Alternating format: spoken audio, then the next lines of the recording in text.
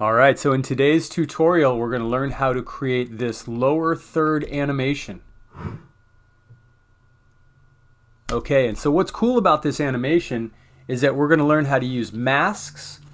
We're going to learn how to use the trim paths control. We'll learn how to create dashes. We'll also learn the new technique for using track mats in After Effects. Along with that, I'll show you the CC light sweep effect and a few other time-saving techniques. So let's go ahead and hop in. So the first thing we want to do is come over to the new comp icon right here in the lower left-hand corner, and we'll go ahead and click that. And in this case, we can use the default settings. It's presetting to 1920 by 1080, 24 frames a second, and it's about 10 seconds right now, which is fine. We can trim that down later if we choose to. So we'll click OK. All right. Now, the first thing that we need to think about is the fact that we're going to animate this using the trim paths effect. And trim paths only works on strokes. So while this looks like it's a rectangle that's been skewed here, the reality is this is just a big fat stroke. So let's go ahead and show you how we make that. So we're going to go up to the pen tool in the upper left. You can hit the G key. That'll also give you the pen tool. And once we have the pen tool, we want to turn on the grid just so that we can make a straight line.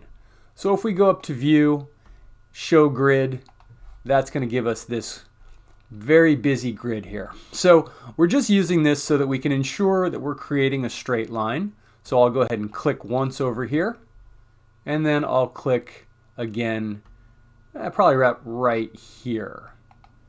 And there we go. Now we've created a line, which in this case has given us a shape layer over on our layer stack, and we can go ahead and turn off our grid. And the next thing we're going to want to do is turn the fill off for this shape. So we'll click the word fill, and we'll go to the no fill option right here. And then we'll click OK. Next thing we're going to do is we're going to go over to stroke, and we're going to crank that up really high, like, I don't know, 150, 175, whatever you think looks good will be just fine. And while we're looking at colors, let's stick with orange. Okay, so now that we have our stroke, the only thing I want to do is just come over here and grab my anchor point tool and just slide my anchor point into the center. Now we're not going to be moving this around a whole lot, but it's just good practice to have your anchor point in the middle of your shape. So what we've just created here is going to be the background for our animation. So we'll go over to the shape layer, we'll select it and hit the return key and type in BG layer. All right, and now I'll know that's my background. So this is a stroke, and to animate it coming on, we could use a mask and move the mask across, but instead we are going to come down to the shape layer, we're going to select it, and we're going to choose the add option. And once we've chosen add, we'll go down to trim paths. Now if you're new to trim paths, what this does is we can come down to where it says trim paths underneath the contents and the shape layer. And when we get to trim paths, we'll see that we have start, end, and offset controls. If I go to the start control and I just click and drag from 0 to 100, I can see that that's actually making it wipe off, which is the opposite of what I want. So I'll set that back down to 0, and then I'll go to the end value. And if I click and drag the end value, I can see that at 0, growing from 0 to 100 animates it left to right, which is exactly what we want. So while I'm here, I'm going to go ahead and move my playhead to the 1 second mark. I'm going to go ahead and take the end value and drop it down to 0 and add a keyframe by clicking the stopwatch. I'll then move the playhead forward about a second and a half to about 2 seconds and 12 frames, and then I'll go ahead and crank this value up to 100. And by doing that, we've created a simple right-on animation. Okay, so now we'll go down to transform shape number 1. Now make sure you don't click on the global transform. We want transform shape number 1 underneath the shape number 1 dropdown. We'll open that up and we will see the option to skew our shape. So if we come over to skew and click and drag, we can see that now we can add a little bit of slant and skew to our shape. Okay, so now we've got the background animated. If we look here, we can see it's animating on. Maybe a little bit too slow, but we'll modify that later. Now if we look back at our animation here, we'll see that we have essentially two layers, two different colors that are animating on. So now let's go ahead and create this lower color. All right, so what we're going to do now is we're going to duplicate this layer. Okay, so to do that, we'll click Command D, and that duplicates it. Now I'm going to go ahead and click on the layer and hit the return key so I can change the title to FG layer, which is short for foreground layer. It just lets me know which one's in front and which one's in back. Okay, so now I'm going to go down to the foreground layer in shape number 1 and go to stroke number 1. And down here you'll see I have the option to change the color. Obviously I don't want these two strokes being the same color, so we'll go ahead and click that. And for this one I'll do something like maybe a light blue.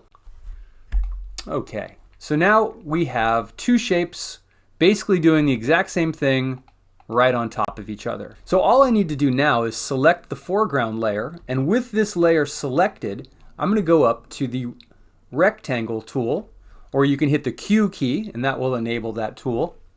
And I need to do one more thing. In this case, since we're working with shapes, we actually have to tell it that we want this shape to create a mask. And we do that by coming right over here to this little button next to the fill control and just clicking Tool Create Mask. With that selected, I'm going to come down here and drag out a mask and really just use this middle line as my barrier there. Okay, so now we have a mask, and you can see that if we bring this back, we now have two nice looking colors there. Okay, so at this point, instead of using my selection tool and clicking on these just to drag it over to give me some space, instead with these selected, I'm going to use Shift right arrow to just nudge this over, because we're going to end up having something growing out the back, so we need to have some space for that. Okay, now that we have our forward movement animated, let's go ahead and animate the backwards movement. So what we'll do is we'll duplicate the background layer one more time by hitting Command D. We'll go ahead and drag that up to the top, and we're going to label this dashes, because these will be going out the back. First thing we're going to need to do is move this so that it has room to come out the back, and then we'll have to reprogram the trim paths so that it is moving in the proper direction. So we'll go ahead and select the dashes, and we can hold Shift left arrow and nudge them over to the back. Now in this case, I'm only going to do about 50%. So let's go ahead and actually grab this layer and drag it down to the bottom. And now I can see kind of how far it is sticking out from the back. And I'm thinking, like I said, maybe not the full shape, maybe right about there, maybe just a little bit less. In fact, I'm going to set it right on that dot, and we'll go 50%. So only half of the shape will be coming out the back. Now if we look at this, you can see they're growing in the wrong direction. And we need to adjust these to grow right to left instead of left to right. So if I go down to the dashes, and I go down to contents, I will see that there is already a trim paths control on there. So we'll open that up. And at this point, I'm just going to click the stopwatch to delete these keyframes. There we go. So now we have our trim paths with no keyframes, and we'll go ahead and now decide how we want to make this animate right to left. And so one of the best ways we can do this is by setting our start value at 50% and setting our end value at 50%. And that puts them both in the middle of our line. By doing that, then I could just use the end value and go from 50% down to 0, and that's going to make it grow to the left. So let's go ahead and do that. We'll set our values both to 50%. We'll make sure that we are right at the 1 second mark, and if you can't see your keyframes from your other layers, go ahead and select all of them and hit the U key. There we go. So now we can see our keyframes. We know we're in the right spot. We can deselect and then open this back up, go to contents, go to trim paths, and now we're going to drop a keyframe at the 1 second mark to have an end value of 50%. And then we'll drag the playhead forward to our next set of keyframes at 2 seconds and 12 frames. And we'll set the end value down to 0. And you can see that gives us nice leftward movement. So now we've created our forward and backward movement. Let's go ahead and stylize the dashes. So to do this, we're going to go ahead and close the trim paths and open up shape 1 under the dashes. And if we go down to stroke, we will see the option of dashes right here. And if we click the plus button, you'll notice that that turns this all into dashes. And we have quite a few of them, and this isn't really the look I'm going for. So what I'm going to do is I'm going to click on the number next to dashes and just play with that for a second until I'm happy with what I'm getting there. And 3's not bad. I might try to squeeze in 4. We are seeing that gap just a little bit, so you know what I'm going to do? I'm going to select my dashes layer, and I'm just going to use the arrow keys to nudge it to the right and close that gap up. And just take a look, see if I like that better. That looks pretty good, but I might adjust my dashes just a little bit. There we go. Okay, so happy with that. So the next thing we're going to do is add some text. Now we're going to want that text to sort of wipe on with the shapes, so I'll show you how we do that in just a second. But for this, I'm going to go ahead and jump to the 2 second and 12 frame mark. I'm going to go ahead and select my text tool, or you can hit Command T. And I'm just going to bring it on down here and click and type out some text. So I'll write your name here. And then I'll go up and grab the selection tool and drag that down into place. Now notice it needs to be dragged up to the top layer so we see it. And there we go. Okay. All right, now to create the bottom layer, I'm just going to go ahead and duplicate this layer by hitting Command D. And then I'll use Shift down arrow to drag it down a little bit. And then just use the arrow key by itself to sort of nudge it into place. All right, now I'm going to go ahead and change this line so that it reads Motion Graphic Designer, which, as you can see, is taking up a little bit more space. So we'll go ahead and double click on it to select it. And we'll come over to the character window, which should pop open right away when you do this. And we'll just reduce that font size a little bit. Now that we've done that, I can see that our margins are just a little uneven, so I'll select it, use the arrow key, and nudge it up just a couple pixels. Looking at the top, I think I could go just slightly bigger, so let's double click on that. And we're at 53, let's bump that up to about 50, looks like we can go up to about 63. So now we just need to animate that to come on with the shapes. And this is really the coolest part of this tutorial, because in the past I might have grabbed a mask and animated the mask to wipe that on, but the new track matte system in After Effects is so easy that you will see exactly how we're going to handle this. So the first thing you want to do is make sure you're seeing your modes and track mattes. If you're not seeing those, come down here to where it says Toggle Switches Modes. You see if I click this, it switches us between these two views. So what we need is we need to have a layer that is going to act as a mask, something that will wipe left to right. Now we clearly already have those layers and we have them animated. So rather than having to create a new mask or anything like that, we're just going to grab the background layer and duplicate it. And in my case, I like to drag it to the top. And I'm going to now click on the title and type in text matte. Notice that we're not seeing what we want right now, but we will in just a second. So what we need to do now is we need to grab these little pick whips right here. If we look at Text Designer and we work our way over, we'll see track matte and what we call a pick whip. If I grab this pick whip and just drag it over to this text matte layer, you will see that the layer disappears because now it's been turned into a matte. which means that it's basically working as a mask. And if I back up the playhead, you'll see that the bottom text is now being wiped on by that shape. So let's go ahead and also grab the Your Name Here layer and that pick whip, and we'll drag that over to the mat as well. And just like that, now that mat is wiping on our text, which is looking great. It's exactly what we wanted. So at this point, we're just about done. The only thing I really want to do now is adjust the movement a little bit so that it's a little snappier than what we're seeing. So if I go ahead and just select all my layers and hit the U key, I can see all of my keyframes. So the first thing we want to do is ease these keyframes. And to ease keyframes, basically switching them from linear motion to an eased motion, we just need to select all of them. And you can either hit F9. In my case, that doesn't work, so I have to hold down the function button. So you want to find the button that says FN and then hit F9.